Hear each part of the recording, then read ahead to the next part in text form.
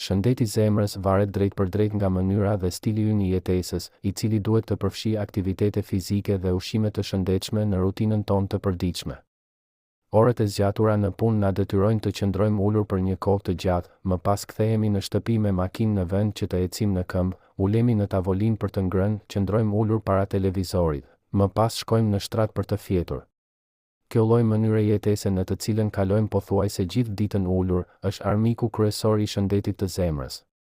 Përballë këtij realiteti, mjekët paralajmërojnë se ushqimi i keq ndikon drejt për drejt në shëndetin e zemrës. Kjo ka të bëjë me konsumin e tepërt të kripës dhe mungesën apo konsumin e ulët të kaliumit, kombinuar me mungesën ose konsumimin e një sasije shumë të vogël të frutave dhe perimeve të ndryshme të papërpunuara, si dhe konsumin e vajrave të këqij. 5 këshilla për të kujdesur për shëndetin e zemrës. 1. Të kryeni aktivitet fizik, të paktën 3 herë në javë nga 30 minuta, për të forcuar zemrën, për të humbur peshë dhe për të kontrolluar presionin e arterial. 2. Të shmangni pirjen e duhanit, pasi pirja e duhanit mund të shkaktojë dëme tek enët e gjakut dhe rrit rrezikun e presionit të lartë arterial.